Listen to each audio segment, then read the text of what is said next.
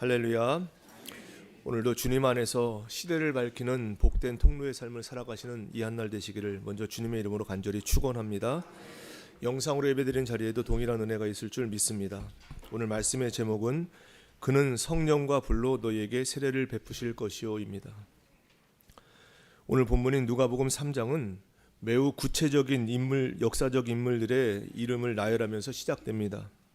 디베르 황제가 통치한 지 15해, 본디오 빌라도가 유대의 총독으로, 헤롯이 갈릴리의 분봉왕으로 있었던 때라고 이렇게 성경은 기록합니다. 누가가 이토록 상세하게 당시의 통치자들을 언급한 이유가 무엇일까요? 그것은 하나님의 구원 역사가 막연한 신화가 아니라 인간의 구체적인 역사 한복판에 임했음을 선포하기 위함입니다. 당시 유대 사회는 영적으로나 정치적으로 가장 어두운 시기를 살아가고 있었던 때입니다. 말라기 선지자 이후에 약 400년 동안 하나님의 계시는 그쳤습니다.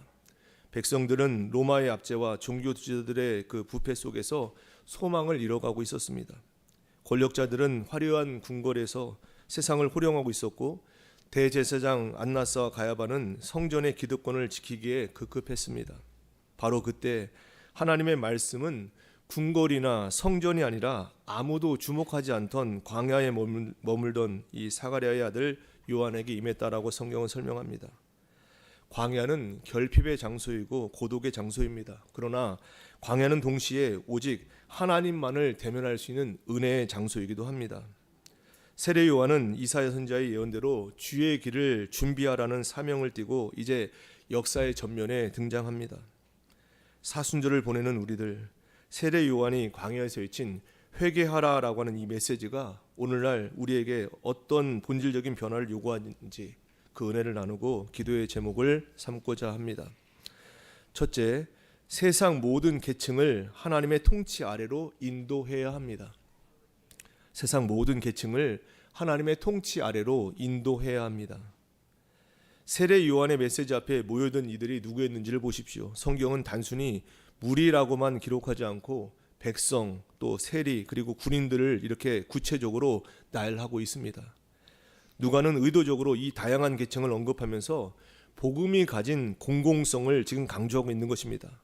당시 유대인들은 배타적인 선민의식에 사로잡혀서 이방인이나 세리 같은 자신들이 죄인이라고 생각했던 사람들이 하나님의 백성으로 편입되는 것을 상상하지 못했던 것입니다. 그러나 복음은 국경을 넘고 계층을 넘고 인간이 세운 모든 지경을 넓히는, 그래서 가장 낮은 곳으로 흘러가고 있습니다. 이것은 오늘날 우리에게도 매우 중요한 시사점을 주고 있습니다. 복음은 단순히 개인의 마음을 위로하거나 내세의 구원을 보장하는 사적인 도구가 아니라는 것입니다. 복음은 사회적인 약자와 또 소외된 자들에게 가장 먼저 닿아야 되고, 동시에 영적으로 빈곤하고 그러나 육적으로는 부자인 자들에게도 동일하게 선포되어야 된다는 얘기입니다.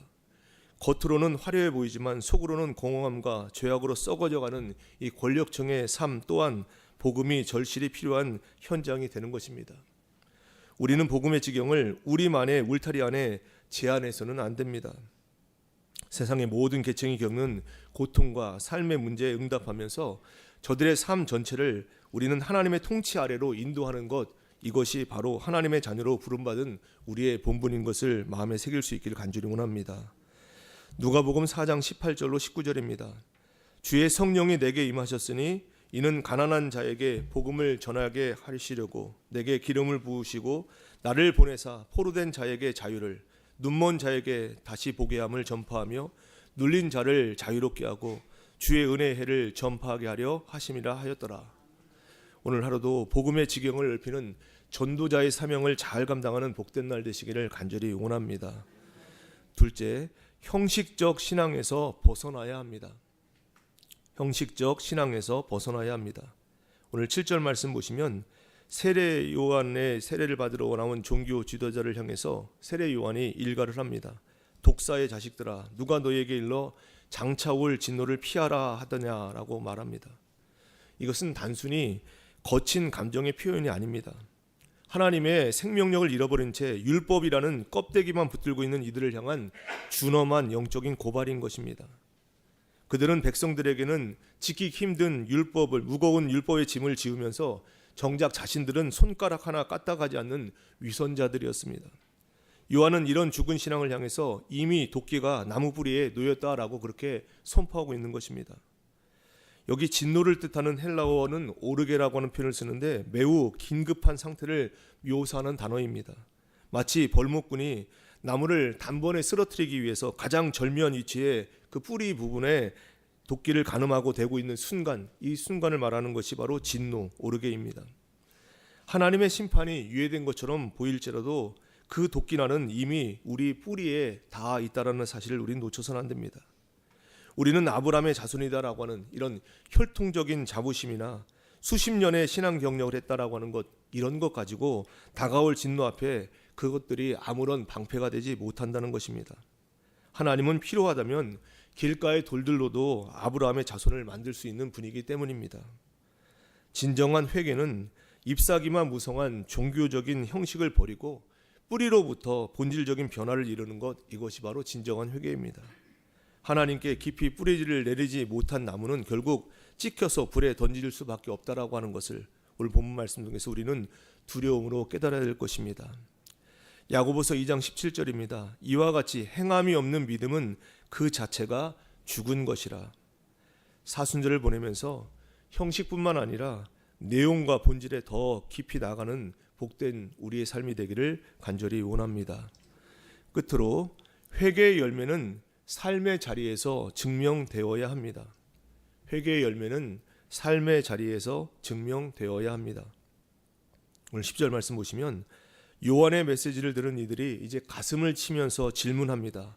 그러면 우리가 무엇을 하리이까? 참된 회개는 반드시 이 구체적인 실천적인 질문으로 이어져야 하는 것입니다. 저들의 질문에 대한 요한의 대답은 관념적이거나 그렇게 생각적인 것으로 끝나지 않습니다. 놀라울 정도로 현실적입니다. 먼저 무리에게는 말합니다. 옷 두 벌 있는 자는 없는 자에게 나눠주라 라고 합니다.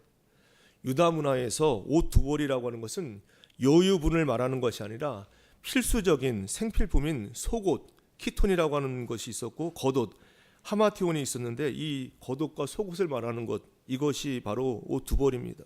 그러니까 남은 것을 나눠주는 것이 아니라 내가 갖고 있는 두 벌밖에 없는데 그 두 벌, 나의 절실한 필요를 떼어서 나눠주는 희생이 바로 회개의 열매라라고 그렇게 말하고 있는 것입니다. 이어서 세리들에게 말합니다. 13절에 부과된 것 외에는 거두지 말라라고 말합니다.